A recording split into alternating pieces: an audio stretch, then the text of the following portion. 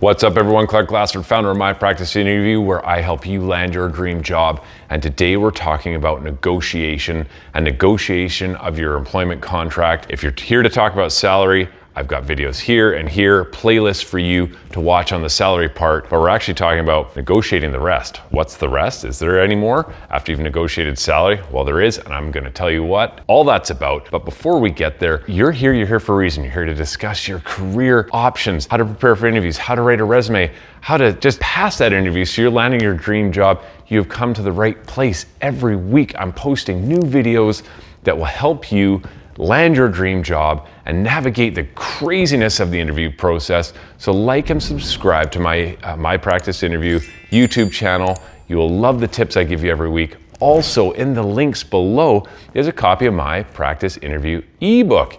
It's free.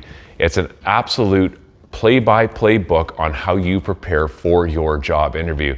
Starting with writing resumes, the different types of interview questions you can be asked, how to answer those questions, and how to avoid all the mistakes I see applicants make over and over and over again, so you rise to the top and hear the magic words, you're hired. It's free, you've got no choice, you gotta download it. But we're running out of time. We gotta get going here. So here we go.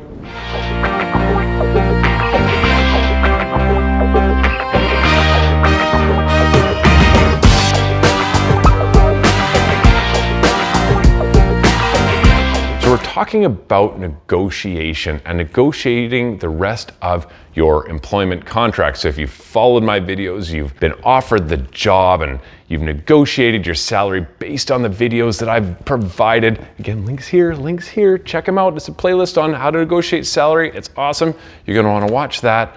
But there's also a whole bunch of other stuff that you should be negotiating every time, or at least being mindful of as you go into that negotiating process. So salary's great. If you get the salary you want, fantastic. If you don't get the salary you want and there's no really room to move on salary, well, there's other things you can ask for. But even if you've got the salary you want, there are other areas that you want to make sure are down in your employment contract, because when it's in the contract, it's a legally binding document that you want to make sure it's on paper, written out there for you. So what are some of those things? Well, let's start with something simple to start. Time off. So a lot of employers offer kind of a basic time off. 2 weeks, I'm gonna tell you, if they're offering you 2 weeks, go to somewhere else. You need more time off than 2 weeks a year. But they offer you kind of minimum time off. That is an area you can negotiate. Some employers may be willing to move, others may not, but at least you can try. So if the time off that they're offering isn't enough, or you're used to more time off, that is something you should put down and ask. Remember, if they have made you an offer,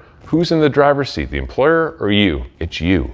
You're in the driver's seat in all of this because they made an offer, and a lot of times there is no option B when they're making that offer. You are the top person, that's the person they want. So you are in the driver's seat to politely ask for these additional things, such as vacation, such as maybe some wellness time, things like that. So if you don't ask, you don't know, and you don't receive. So make sure you ask. The next part you can negotiate, personal development. So things like courses, degree, diploma programs you may be interested in taking, perhaps conferences or workshops that you normally take throughout the year, or even memberships. A lot of us are part of membership associations that support our profession. Those types of things you want to make sure that the employer is willing to pay for, or at least you're having the conversation of what will they reimburse you for throughout the year to continue your personal development. So again, another thing that you can be talking about while you're working through the contract negotiations. Next, this is gonna sound kind of weird for some people, but let's talk about severance. What do you mean severance? Like, you mean if they fire me? Yeah, if they fire you. A lot of employers have, whether it's through their relationship with their unions or the legal, wherever they live legally, there are severance laws that are in place. But you're like, okay, well, if those laws are in place, or I have a collective agreement, because I'm part of a union, yeah, there's some things there. Sure, you got that right. But if you're with an employer that maybe is risky, maybe they've hired you because they're a startup, or maybe they've hired you because they're into mergers and acquisitions and things like that, where there's a potential that the employer could fail, there's a potential that that employer could be bought out by another company, well, then you want to negotiate severance. If you've made the risk to move over to that employer because of the opportunity, make sure there's a severance clause in your contract that states what you'd be entitled to should those things happen. Very, very good piece to have, something to be mindful of as you go into contract negotiations. Other things, if you're relocating from somewhere, say you're coming from Oregon down to California or New York down to Florida, whatever that is, ask for relocation costs. Most employers will offer that, but some may go silent on it to try and save a buck. Make sure you ask for relocation costs, even if it's a couple $1,000 or it's the price of a flight or something. Ask for relocation costs because it is a big expense from you to move from one state, one province, wherever you are in the world, to another. So relocation costs is another one. Next, allowances. So whether that's a car allowance, parking, gym memberships, perhaps the type of job you're applying for works a ton of overtime. What are those things that you can put in your contract to state these are the conditions of me coming over? So talk about those things when you're negotiating your contract. Again, if you don't put it down, they don't exist, and you may not be entitled to them when you start with that employer. Next, work schedule, key one. Sometimes gets overlooked, and in the world we live in today with remote work and hybrid work and office work, it's really good to be clear as to what your schedule is going to look like. Are you going to be 2 days in the office and the rest from home? Are you going to be fully remote? Again, those are negotiation pieces there that, you're in the driver's seat, you should be able to have a conversation about what that looks like and be comfortable with it when you start your first day of employment. The last one here is your office and office equipment. You're like, what?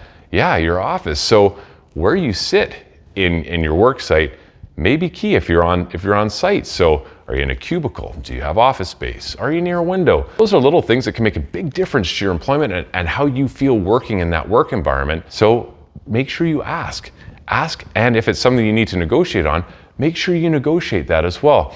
Also, some of us have, like me, back issues or wrist issues or things like that where you need some ergonomic equipment. So whether it's a chair, a keyboard, a mouse, special lighting, whatever those things are, well, be upfront about that stuff. And if that's stuff they'd already provide, great. But if it's not, then you want to make sure you're negotiating that. So you are starting in a position of knowing what you're stepping into. This is all part of the negotiation process. So those are my tips on what you should be looking for when we're talking about negotiating the rest. Everything else you could possibly be thinking of when you're starting that employer, it's really, really important that you don't just stop at salary. You look at the entire benefit package, total compensation, negotiate all those little pieces, because at the end of the day, it'll keep you in a position of fully knowing what you're stepping into for, rather than coming into an employer going, I thought it was going to be this, but it's actually not. And I thought I'd get all these things, but I actually don't. What did I sign up for? You want to avoid that. So with that said, that's our video for this week. I hope you enjoyed it. And like I always say, keep on rocking those interviews. Until next time.